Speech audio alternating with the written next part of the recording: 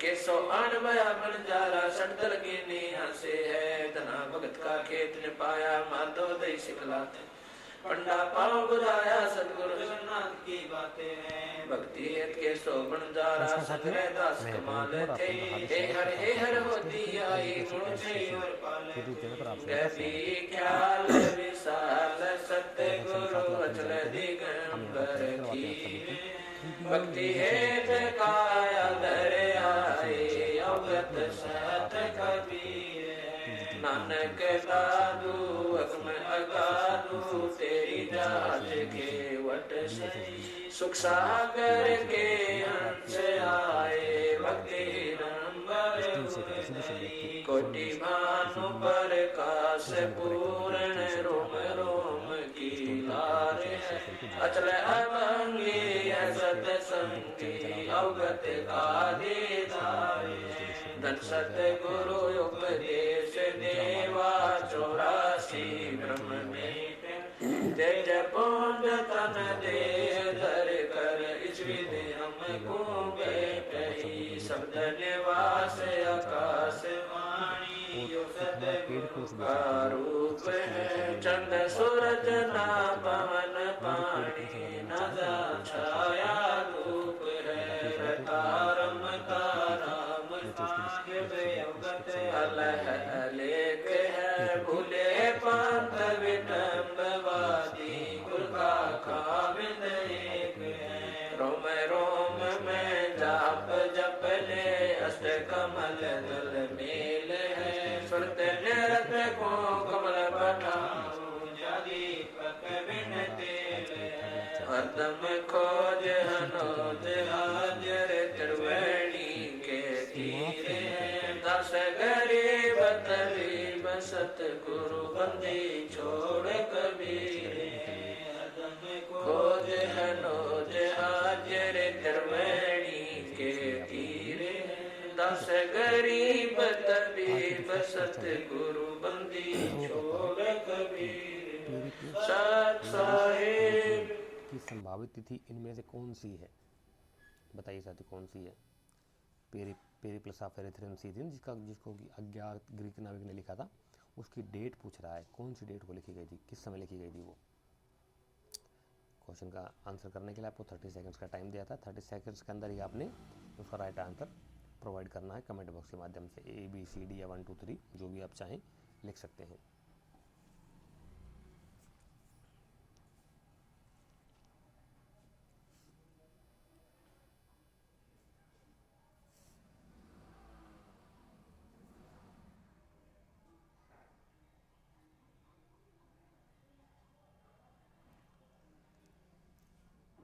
तो साथ ही इस क्वेश्चन का जो राइट आंसर हो जाएगा आपका, वो होगा आपका ऑप्शन नंबर 2, यानी कि पहली और दूसरी शताब्दी ईस्वी AD। यहाँ पर हमारा ये इसका राइट आंसर हो जाएगा। ठीक है, इसका डिटेल ले लेते हैं, व्याख्या ले लेते हैं। पेरिप्लस ऑफ एरिथ्रियन सी, लाल सागर की समुद्र यात्रा, इसका अनुवाद किया था स्कॉफ ने 1912 के अंदर। ठीक है, और इसका जो अज्ञात कहता है कि आगे अज्ञात ग्रीक नाविक था जो मूलतः यूनान का निवासी था, मिस्र में जाकर रह रहा था। इसके द्वारा लिखित ग्रीक भाषा में इस पुस्तक में प्रथम शताब्दी 80 ईस्वी में भारत के बंदरगाहों में व्यापारिक वस्तुओं की जानकारी मिलती है। पेरिप्लस में ही पाश्चात्य जगत को भारत से निर्यात की जाने वाली वस्तुओं की प्रथम विस्तृत सूची प्राप्त होती है। इसने व्यापार में विशेषतः भारत के रोम में चीन के साथ व्यापार की महत्वपूर्ण जानकारी दी। इस पुस्तक से ज्ञात होता है कि इसे पूर्व प्रथम शताब्दी में उत्तर पश्चिम के स्थलीय मार्ग से भारत व चीन के मध्य रेशम का व्यापार होता था। यह पुस्तक समुद्री व्यापार की गाइड के रूप में जानी जाती है और ये इसमें डिटेल दी हुई है। नेक्स्ट क्वेश्चन कहता है कि याज्ञवल्क्य स्मृति के प्रसिद्ध टीकाकार अपरार्क राजा थे, कहाँ के राजा थे, कौन से राजवंश के राजा थे वो? बताइए। नेट का 2021 का आया, लास्ट ईयर का आया हुआ क्वेश्चन है।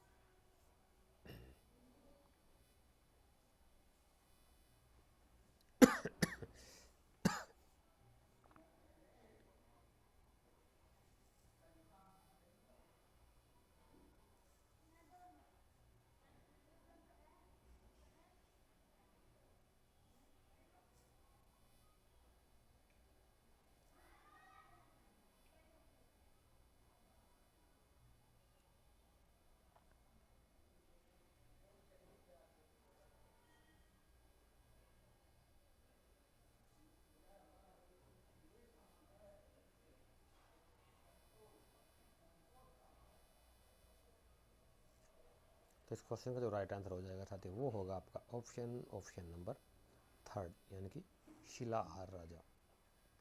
शिलाहार राजवंश के वो राजा थे।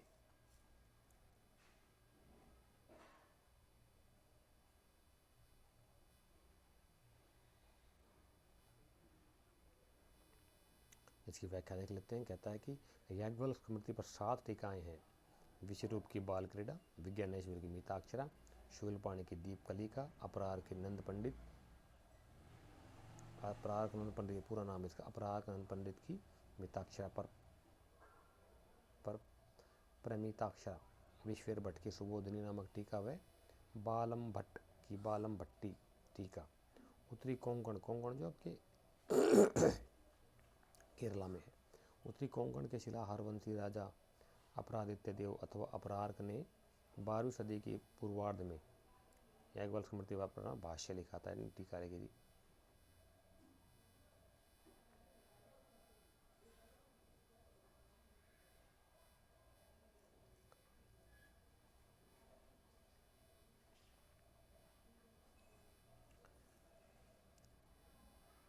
ये बहुत इंपॉर्टेंट क्वेश्चन था। एचपी पीजीटी में आया हुआ, हिमाचल प्रदेश पीजीटी क्वेश्चन उसमें आया हुआ है। ये कहता है कि विज्ञानेश्वर की विख्यात पुस्तक मिताक्षरा किससे संबंधित है? बताइए सर, किससे संबंधित, उसमें उसकी विषय वस्तु जो है वो क्या है?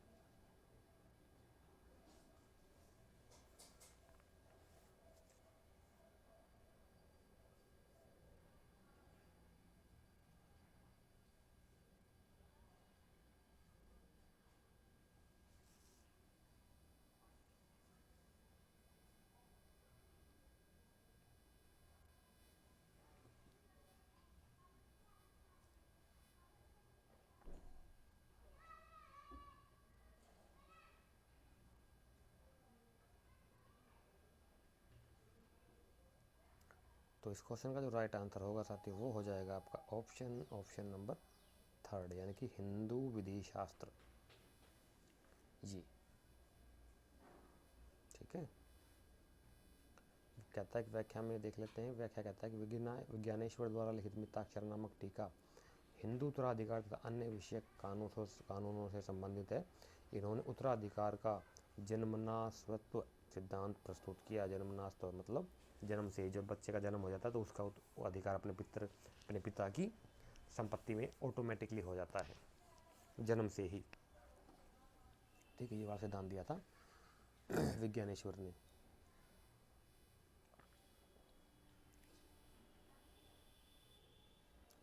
आगे कहता है कि निम्नलिखित कौन सा पुरातन लेख है जो विशेषकर कानूनी विषयों से संबंधित है? बताइए, प्राचीन लेख कौन सा जो कि कानूनों से संबंधित है? छत्तीसगढ़ साइड 2019 का आया हुआ क्वेश्चन है ये।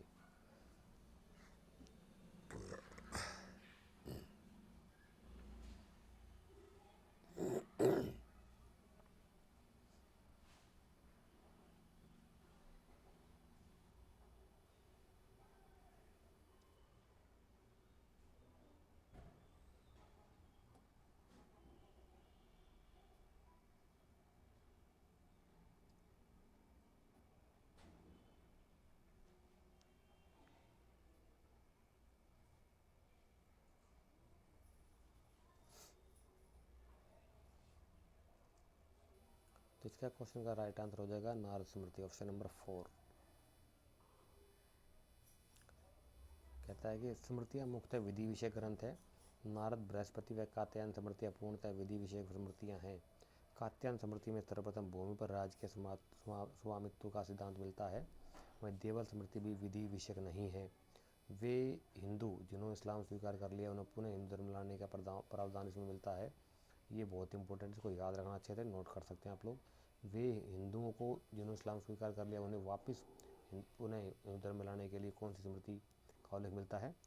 कहाँ पर मिलता है इसका उल्लेख? देवल स्मृति में। ये नेट का आया क्वेश्चन बहुत इंपॉर्टेंट है, बता रहा हूँ मैं आपको।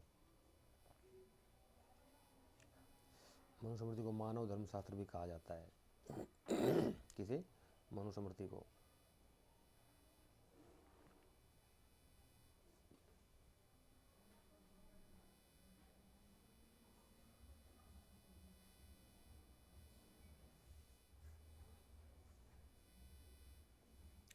कहता है कि निम्नलिखित में से कौन से बौद्ध जातक हैं, कौन कौन से जो है बौद्ध जातक कथाएं हैं, वो उनमें से आपने बताने के ऑप्शन दिए हुए हैं 1 2 3 4। बताइए इनमें से राइट आंसर क्या होगा। बाबेरू जातक, बृहद जातक, दशरथ जातक और यवन जातक।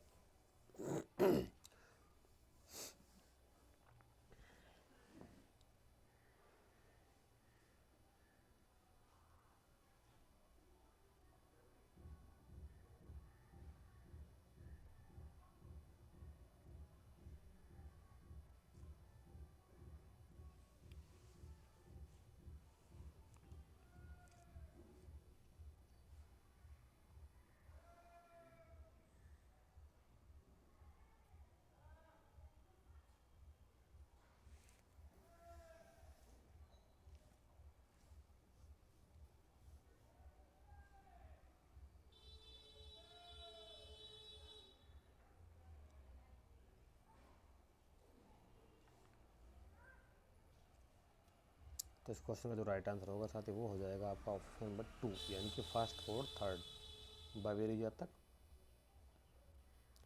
बाबेरू जातक और दशरथ जातक। ये देखिए दशरथ जातक में क्या है,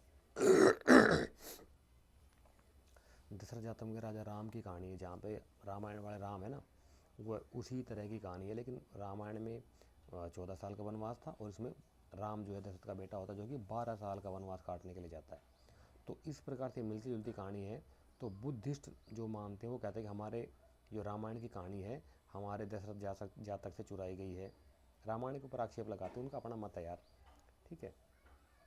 हिंदू लोग कहते हैं, पौराणिक जो मान्यतावादी लोग हैं वो कहते हैं कि हमारी रामायण की कॉपी कर ली इन्होंने, बुद्धिस्टों ने, दशरथ जातक के रूप में। तो ये इनका विवाद चलता रहता है। हाँ, कहता है कि व्याख्या कहता है कि जातक कथाएं बौद्ध ग्रंथ सुत्त पिटक के खुद्दक निकाय में है। कहाँ पर है सुत्त पिटक के खुद्दक निकाय में।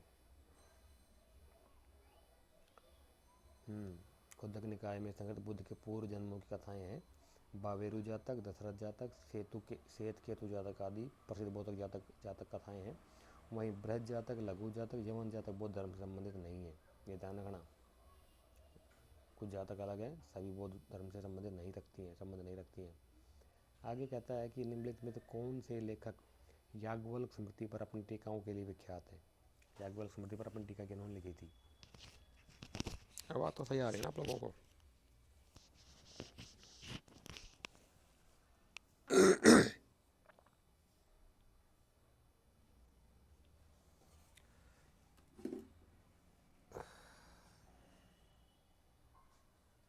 हाँ ठीक है,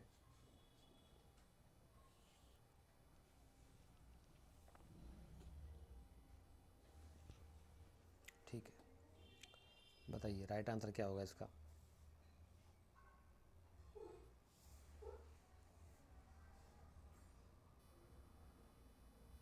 तो इसका जो राइट आंसर हो जाएगा, ऑप्शन दिए हुए हैं, चलो बताइए, ये ऑप्शन दिए हुए यहाँ पे।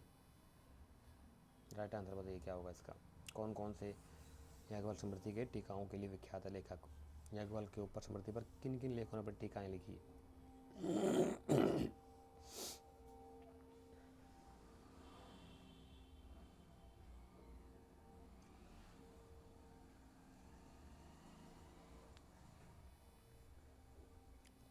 इसका जो राइट आंसर होगा वो हो जाएगा आपका ऑप्शन नंबर 4 यानी कि 1 3 और 4, अपराग, विज्ञानेश्वर और विश्वरूप।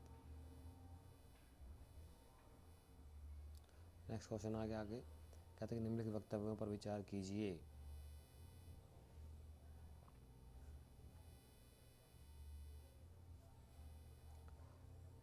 कथन कहता है कि मिताक्षरा स्कूल के अनुसार एक पिता अपने जीवन काल में अपने पुत्रों में अपनी संपत्ति का बंटवारा कर सकता है। बी, मिताक्षरा ने यह माना कि जन्म के आधार पर पूर्वजों की संपत्ति पर पुत्रों के स्वामित्व का अधिकार होता है।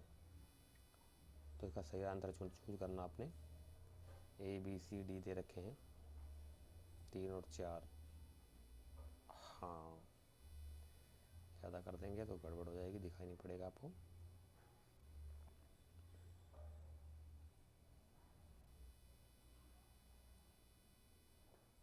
दिखाई पड़ रहा है ना। बताइए। ये हालांकि ऑलरेडी थ्योरी क्लासेज में मैं करवा चुका हूँ आप सभी को, पुराने जो स्टूडेंट उनको पता होगा। पूरी डिटेल करवाई थी मैंने इसकी स्मृतियों के ऊपर।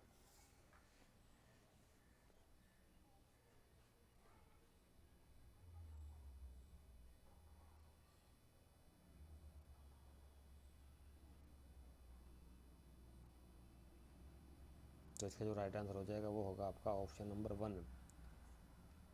कथन और कांड दोनों सत्य हैं और कथन कांड की व्याख्या भी सही करता है। ठीक है, आगे आते हैं कौन सी स्मृति गद्य में है। ये बहुत इंपॉर्टेंट क्वेश्चन है, नेट का आया हुआ क्वेश्चन है ये भी, MPV 2018 में भी पूछा गया है। कौन सी स्मृति गद्य में है। गद्य और पद्य लेखन की दो विधाएं होती है। पद्य में क्या होता है, पोइट्री होती है, कविता के रूप में लिखी जाती है, और गद्य होता है स्टोरी के रूप में, कहानी के रूप में। आपको दोनों का पता होना चाहिए। ठीक है,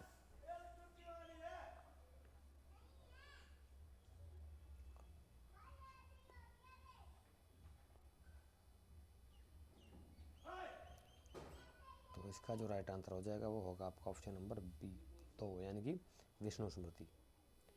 आगे कहता है स्मृतियाँ प्राय पद्य रचनाएं हैं, यानी पोइट्री में लिखी गई है, लेकिन अपरवाद स्वरूप जो है विष्णु स्मृति गद्य में है।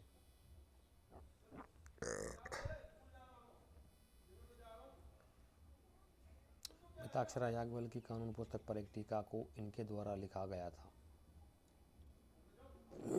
हाँ, इसके ऊपर टीका चारों में से किसने लिखी थी। 4 ऑप्शन देखे, चारों में बताइए कि विज्ञानेश्वर की मिताक्षरा याज्ञवल्क्य की कानून पुस्तिका पर एक टीका किसके द्वारा लिखी गई थी, ये कहना चाह रहा है। सिंपल क्वेश्चन है, बिल्कुल हलवा क्वेश्चन है, तो आसानी के साथ इसका आंसर कर सकते हो आप लोग। फिर भी बताइए, कोई नहीं।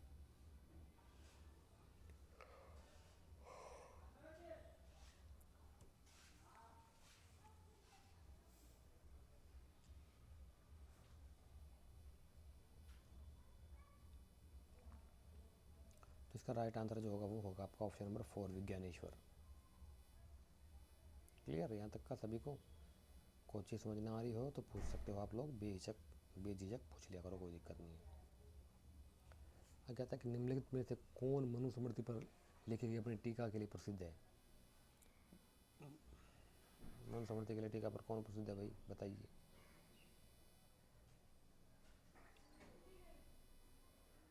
विज्ञानेश्वर, अपरार्क, विश्वरूप, मेघातिथि।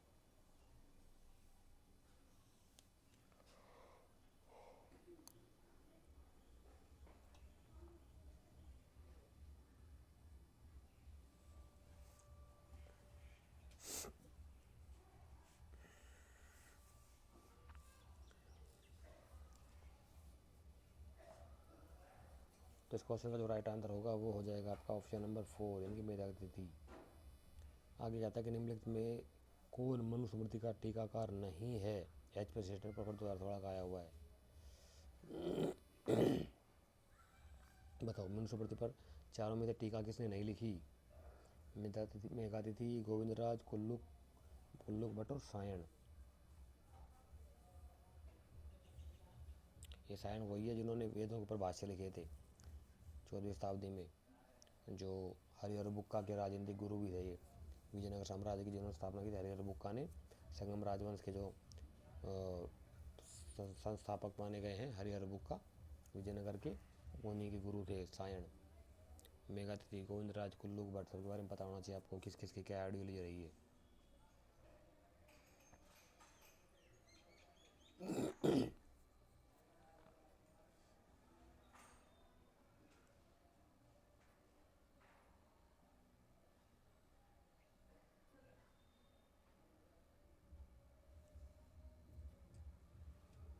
इसका जो राइट आंसर हो जाएगा वो हो जाएगा सायण।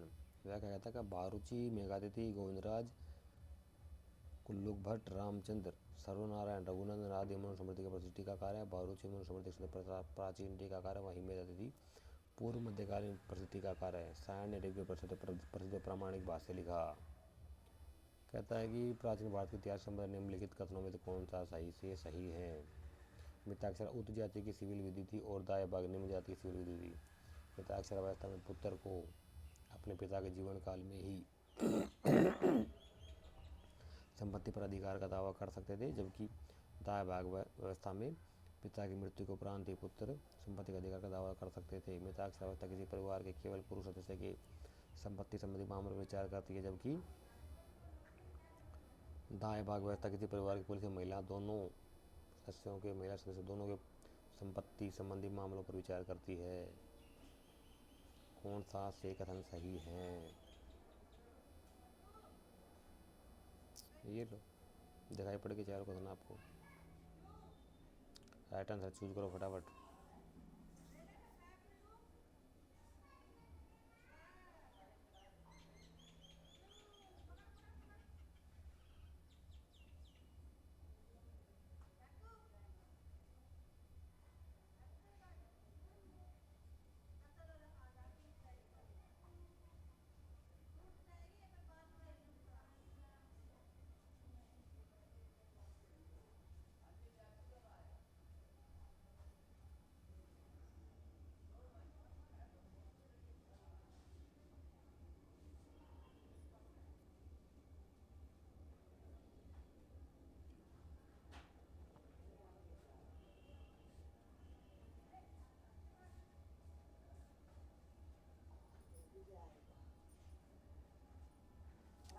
इस क्वेश्चन का जो राइट आंसर होगा वो होगा आपका ऑप्शन नंबर 2 केवल बी।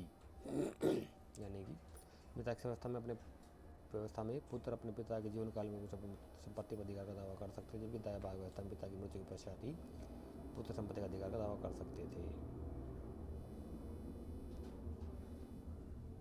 निम्नलिखित को कालक्रम में व्यवस्थित करें। ये देख लो यहाँ पर, कहाँ पर देखना है, ये इस क्वेश्चन में पढ़ लो अच्छे से। निम्नलिखित को कालक्रम के अनुसार व्यवस्थित करें। नेट 2020 का इंडियन कल्चर का आया क्वेश्चन है। क्या? अभी बताता हूँ क्या।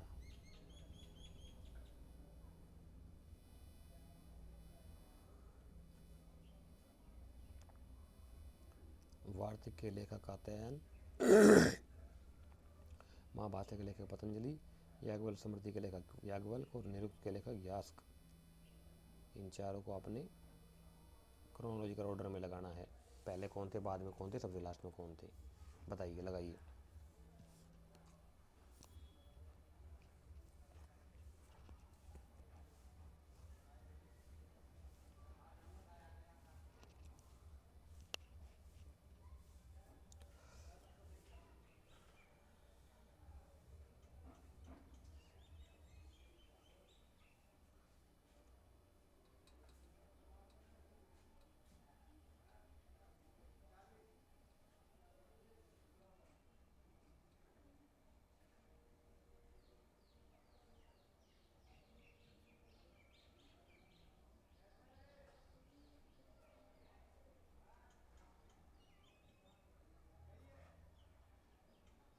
तो इस क्वेश्चन का राइट आंसर हो जाएगा आपका ऑप्शन नंबर 2 यानी कि DABC। सबसे पहले निरुक्त के लेखक यास्क, फिर वार्तिक के लेखक कात्यायन, उसके बाद महाभाष्य के लेखक पतंजलि और लास्ट में याज्ञवल्क्य स्मृति के लेखक याज्ञवल्क्य। आगे कहता है कि निम्नलिखित 2 कथन दिए गए हैं। भारत में पढ़े जा चुके प्राचीनतम अभिलेख प्राकृत भाषा में लिखे गए हैं।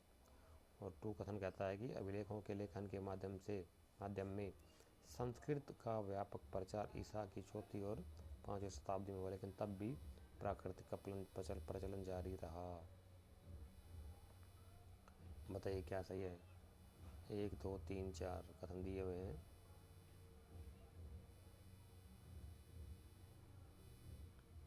दिखाई पड़ गया सभी को?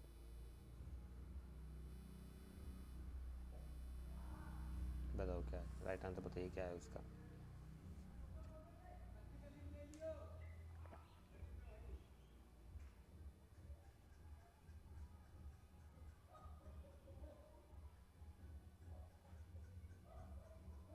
इस क्वेश्चन का जो राइट आंसर होगा वो हो जाएगा आपका ऑप्शन नंबर 1 यानी कि ए कथन ए और कथन बी दोनों सही है।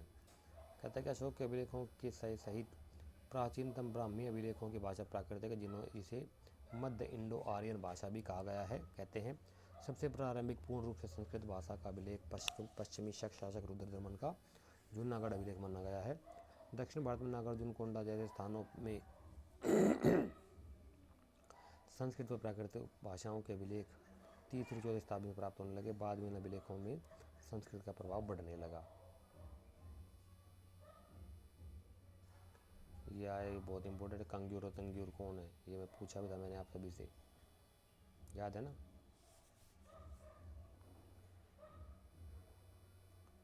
कंग्यूर और तंग्यूर का बौद्ध साहित्य, जैन आगम, पौराणिक ऐतिहासिक ग्रंथ या फिर प्राचीन चीन के मौखिक इतिहास का संग्रह। बताइए क्या है।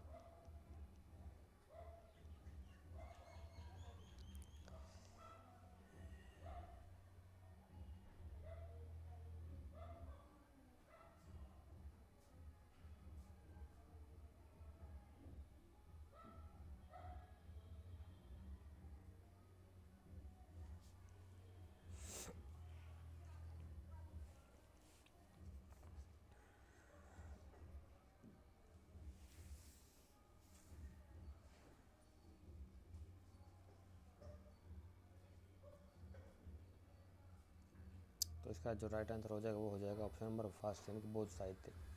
कहता है कि डिटेल कहता है तारानाथ, जिसका टाइम पीरियड था 1575 से 1634, तिब्बती बौद्ध धर्म के जैनांग संप्रदाय के खिलाफ था। उनका मूल नाम जो था कुंदुगा था। आगे देख लेते हैं। मूल नाम था कुंदुगा स्नेचिंग पो, कुंदुगा स्नेचिंग पो था उनका मूल नाम। उनकी सबसे प्रसिद्ध कृति भारत में बौद्ध धर्म का इतिहास 1608 है। कंग्यूर और तेंग्यूर उनकी रचनाएं बौद्ध साहित्य से संबंधित है। क्लियर हुआ। प्राचीन भारतीय सिक्कों के बारे में निम्नलिखित कथनों में से कौन सा कथन असत्य है। आरपीएससी का पूछा गया क्वेश्चन है। ऑप्शन चारों देख लो और आंसर करो इसका। बताओ क्या राइट आंसर होगा इसका।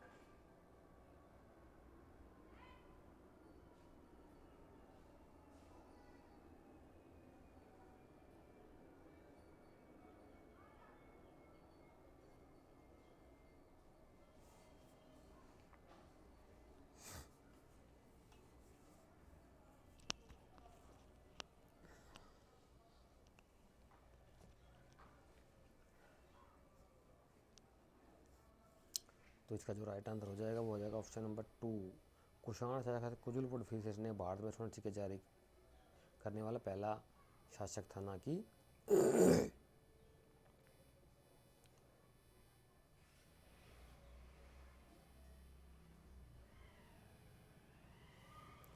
व्याख्या कहता है कि भारत में स्वर्ण सिक्के इंडोस ग्रीक शासकों द्वारा जारी किए उत्तर पश्चिम में शुरू किए गए थे। मिनांडर प्रथम ग्रीक इंडो ग्रीक शासक इसके पश्चिमोत्तर क्षेत्र में स्वर्ण सिक्के जारी किए। मिनांडर के सिक्कों पर धर्मचक्र तथा उलूक का चिन्ह मिलता है। सामान्यतः कुषाण शासक विम कड़फिसेस को भारत में स्वर्ण सिक्के पवित्र करने का श्रेय दिया जाता है। पता निम्नलिखित में तो कौन से कथन सही हैं।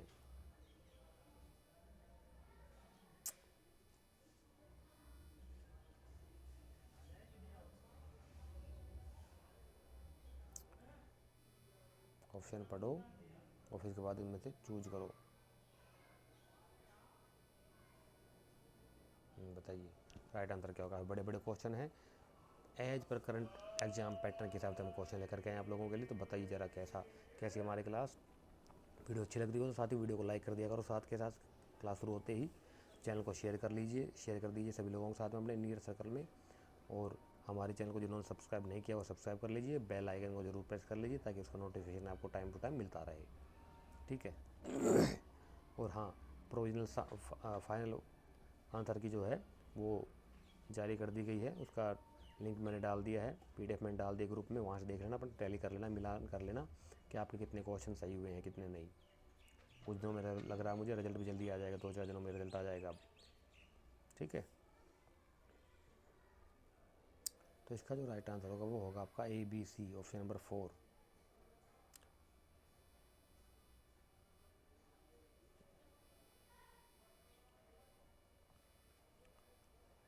कहता है कि भारतीय उपमहाद्वीप में प्राचीनतम सिक्का किस नाम से जाना जाता है। ये सिंपल क्वेश्चन है।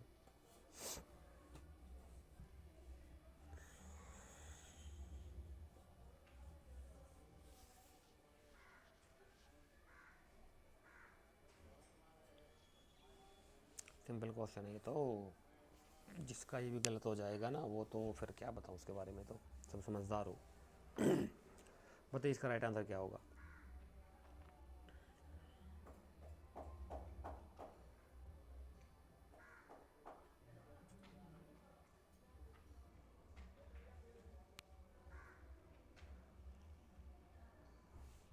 तो इसका जो राइट आंसर होगा वो होगा आपका ऑप्शन नंबर 2, पंचमार्ग सिक्का। व्याख्या कहता है कि भारतीय उपमहाद्वीप में सर्वप्रथम सिक्कों का पुरातात्विक प्रमाण 6 शताब्दी ईसा पूर्व, जिस काल में भारत का द्वितीय नगरीकरण हुआ से मिलता है। इन सिक्कों को आहत या पंचमार्ग सिक्के कहा जाता है। सर्वप्रथम डॉक्टर वासुदेव शरण अग्रवाल ने निर्माण विधि के आधार पर इन्हें आहत सिक्के और जेम्स प्रिंसेप ने पंचमार्ग का नाम दिया। आहत सिक्के मुद्राओं को अपनी सर्वप्रथम 18वीं शताब्दी में कर्नल कोल्डवेल को तमिलनाडु के कोयम्बटूर से हुई। वहीं डॉक्टर राधा मुखर्जी के अनुसार आहत सिक्कों की सर्वप्रथम प्राप्ति गोरखपुर पाटलिपुत्र से हुई।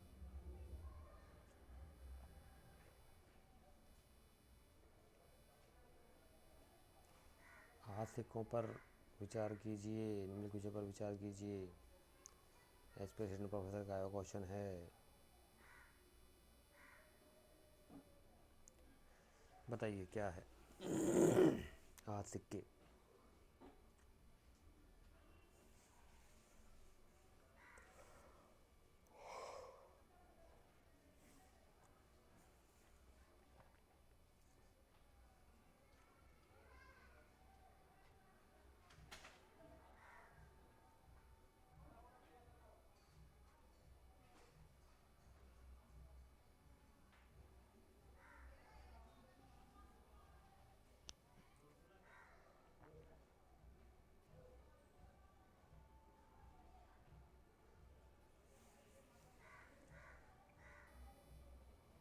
तो इस क्वेश्चन जो राइट आंसर हो जाएगा वो हो जाएगा आपका ऑप्शन नंबर 4। ना तो एक ही और ना ही दो सही है, दोनों गलत हैं।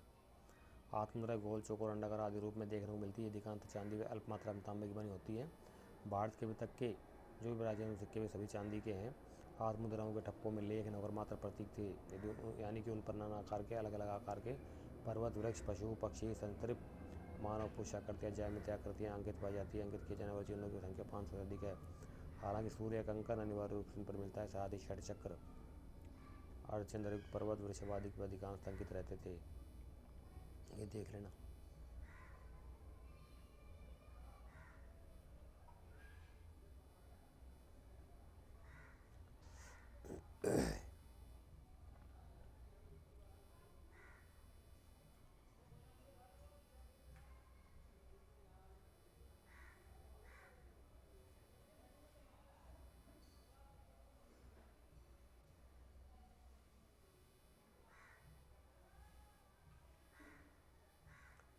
कहते हैं प्राचीनतम उपलब्ध भारतीय सिक्के किस धातु के बने थे। बताइए, नेट का आया क्वेश्चन है 2013 का। प्राचीनतम भारतीय जो उपलब्ध सिक्के हैं वो किस धातु के बने थे।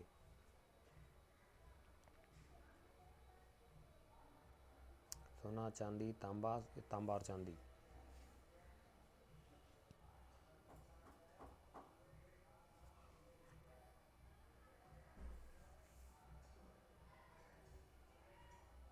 तो ये बने होते थे आपके ऑप्शन नंबर 4, तांबा और चांदी का भी बताया ना आपको।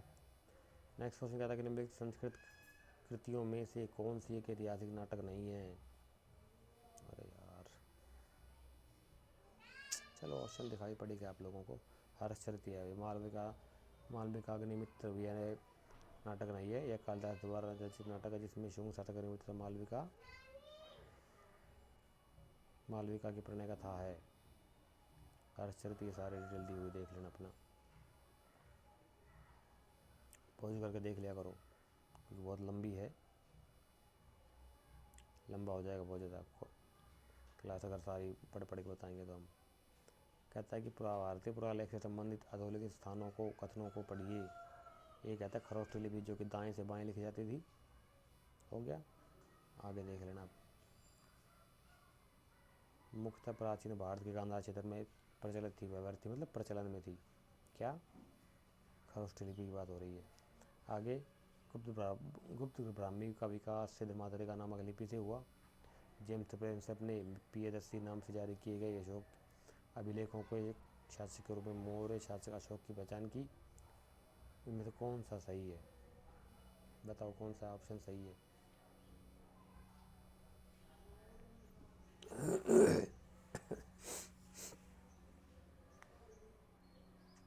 तीन कथन दिए हुए, तीनों में 4 ऑप्शन दिए गए हैं, बताइए।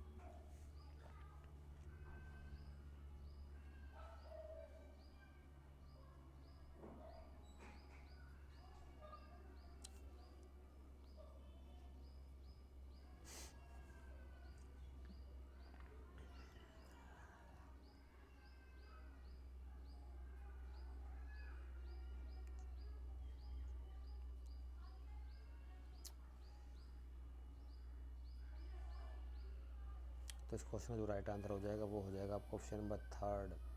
ब्राह्मी लिपि से दक्षिण एशिया के सभी स्वदेशी लिपियों का जनक माना जा सकता है। अशोक के सभी लेखों की धम्म लिपि प्राचीन साहित्य की ब्राह्मी लिपि वस्तुतः एक ही है। श्रीलंका स्थित अनुराधापुर में 4वीं शताब्दी से पूर्व के स्तर से उत्खनित मृत भांडों के ही ठीक रहे जिन पर ब्राह्मी लिपि के चिन्ह है, जो इस संबंध में आरंभिक प्रमाण है। अशोक की ब्राह्मी लिपि को पढ़ने में मशक्कत करने वाले विद्वानों में James Prinsep, Charles Wilkinson, Captain Troyer, W.H. Mill और स्टीवेंसन प्रमुख थे। गुप्त लिपि को पढ़ने में अधिक सफलता जेम्स प्रिंसेप को मिली, जिसने दिल्ली, कहोम, एरन, सांची, अमरावती और लेखों को पढ़ा। ब्राह्मी लिपि पढ़ने की दिशा में दूसरा चरण लासेर महोदय ने प्रारंभ किया। 1836 ईस्वी में उसने इंडो बैक्ट्रियन राजा अगाथोक्लिज के सिक्कों का ब्राह्मी लेख पढ़ा, लेकिन लेख छोटा होने के कारण ब्राह्मी लिपि के बहुत कम अक्षर ज्ञान हो सका था। ब्राह्मी लिपि के पूर्ण उद्घाटन का श्रेय जेम्स प्रिंसेप को है। 1834-35 में उन्होंने इलाहाबाद, रदिया, मठिया स्तंभ लेखों की छापें प्राप्त हुई, जिन्हें उसने अशोक दिल्ली लेखों से मिलान किया। नेचुरल हिस्टोरिका के लेखक कौन है? बिल्कुल सही कहते हैं, बताओ कौन था।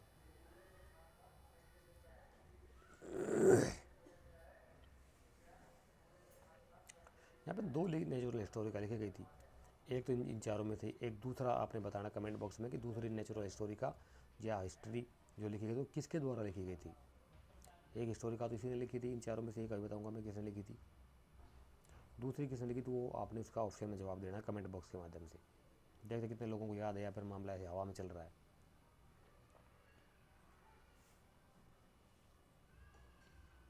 तो ये लिखी थी आपके ऑप्शन नंबर 2 प्लिनी ने। प्लिनी द एल्डर, 2 प्लिनी हुए, Pliny the Elder, Pliny the younger या जूनियर करके, ठीक है। 77-78 ईस्वी में लिखी गई थी। लैटिन भाषा के नेचुरल हिस्टोरिका, ये पढ़ लेना अपना, ठीक है।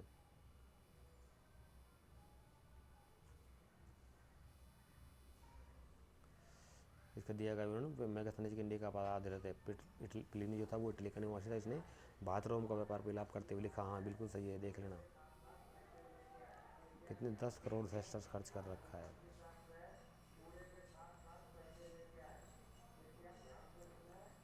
क्रोनोलॉजिकल ऑर्डर में लगाने भैया 4 लोगों को, इब्न होकल, इब्न बतूता, अल इदरसी और अल बरूनी।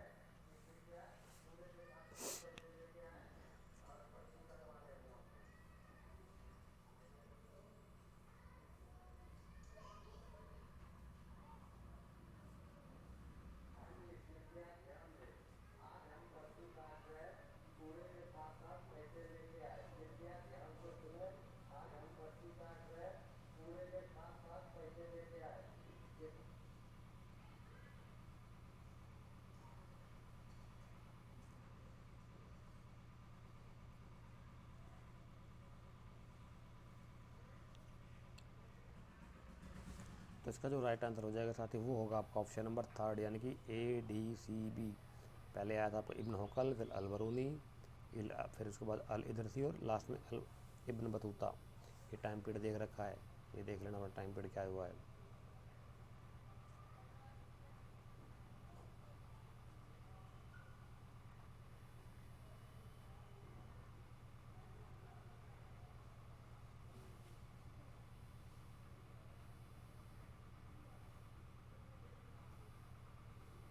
क्लियर, आगे चलते हैं। सूची 1 को सूची 2 के साथ सम्मिलित किया तो सूचियों के दिए गए अनुसार कूट में सही उत्तर का चयन कीजिए।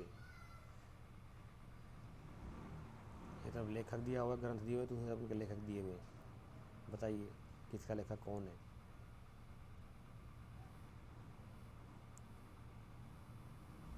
ये इनमें से 4 ऑप्शन दे दिए गए हैं, हालांकि गड़बड़ हो जाएगी। चलो आगे समझ में, बता दो। अब बताओ, ऊपर वाला दिखाई दे रहा है, नीचे वाला भी दिखाई दे रहा है आपको।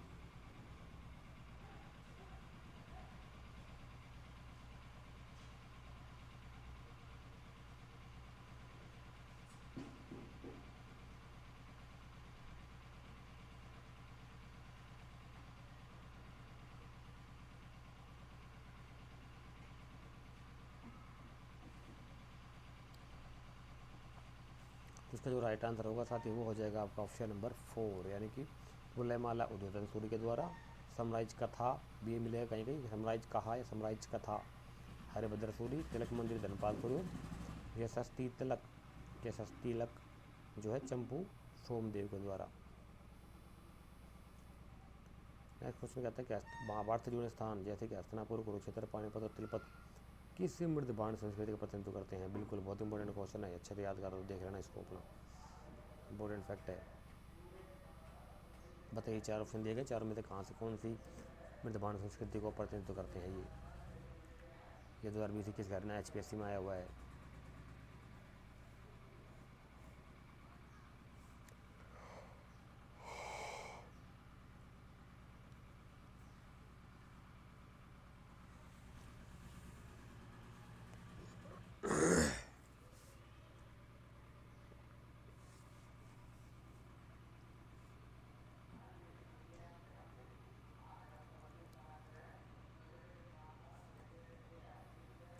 तो इस क्वेश्चन का राइट आंसर क्या हो जाएगा आपका ऑप्शन नंबर 2 चित्रदूतर मृद बाण। ये पढ़ लेना, PGW पेंटेड ग्रेवेयर बोलते हैं इसको इंग्लिश में, पेंटेड ग्रेवेयर।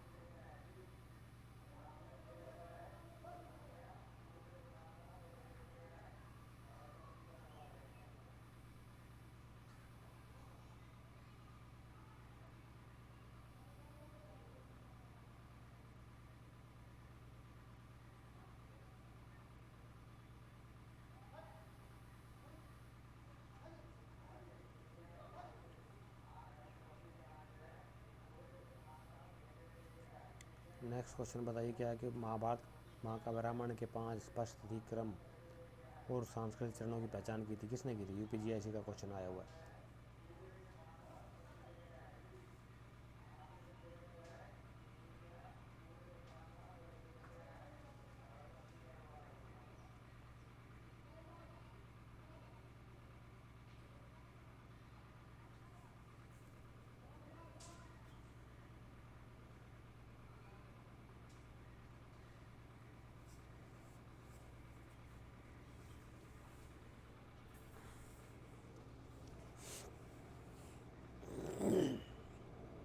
इस क्वेश्चन का जो राइट आंसर है वो हो जाएगा आपका 4 JL ब्राग किंगटन ने।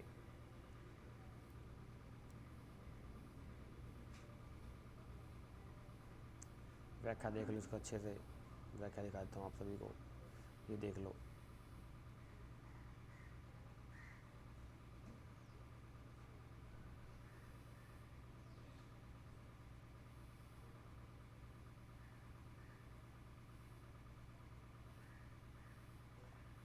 क्वेश्चन नेक्स्ट है, एक अभिकथन अदर्शन और रीजन दिया गया है, ये बताइए इसमें।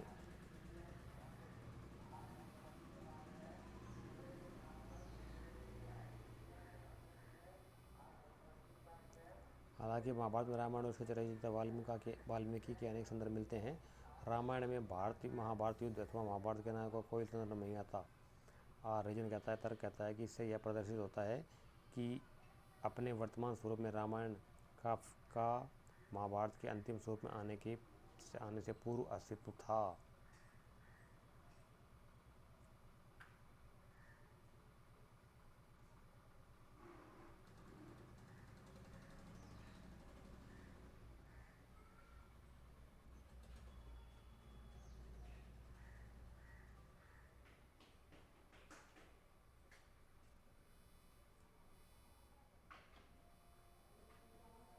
बताइए क्या राइट आंसर होगा।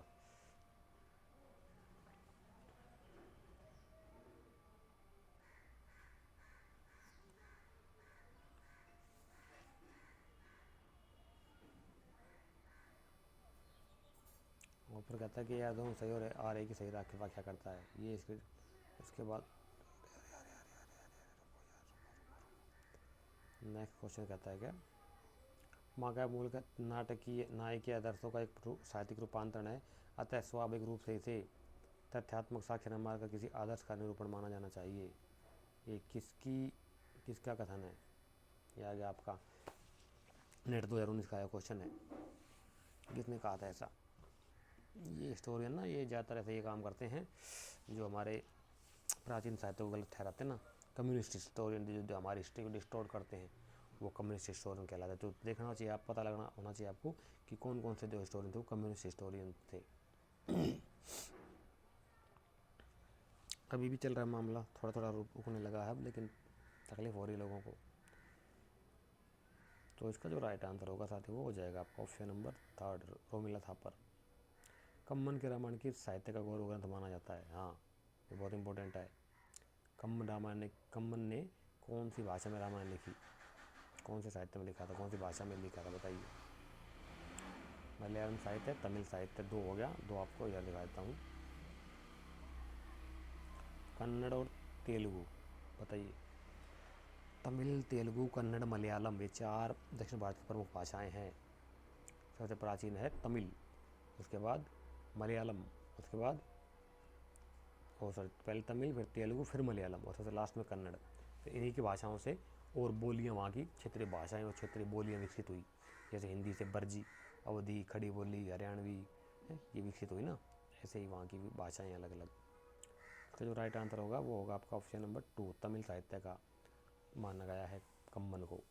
ठीक है, कम्मन और पुलगेंदिन त्रिरत्न है ये। तमिल के कौन कौन से साहित्य, तमिल के त्रिरत्न कौन कौन से हैं और आपके वो तो मलयालम के त्रिरत्न कौन है और तेलुगु के त्रिरत्न कौन है और कन्नड़ के, मैंने 4 करवाए हुए हैं आपको।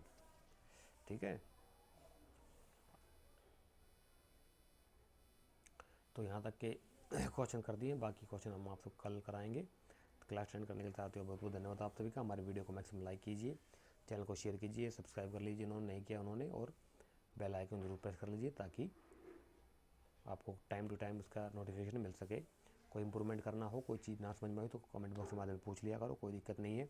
ठीक है, और जिन्होंने पेड कोर्स लेना है, जो एक्स्ट्रा जल्दी अपनी सफलता को जल्दी सुनिश्चित करना चाहते हैं, वो पेड कोर्स ले लीजिए। 500 रुपीज़ उसके चार्जेज हैं, आपको सब कुछ मिलेगा उसके अंदर। उसका डिटेल वीडियो के नीचे डिस्क्रिप्शन बॉक्स में मिल जाएगी, उस नंबर दिया हुआ उस पर कॉन्टैक्ट कर सकते हैं, मैसेज कर सकते हैं, कॉल कर सकते हैं, पे कर सकते हैं उसी नंबर पे, फ़ोनपे, पेटीएम, गूगल पे, जो आप करना चाहें सब कुछ चलता है उस पर। ठीक है, तो मिलते हैं आप सभी के साथ नेक्स्ट वीडियो में, तब तक के लिए थैंक यू सो मच। जय हिंद और जय भारत साथियों।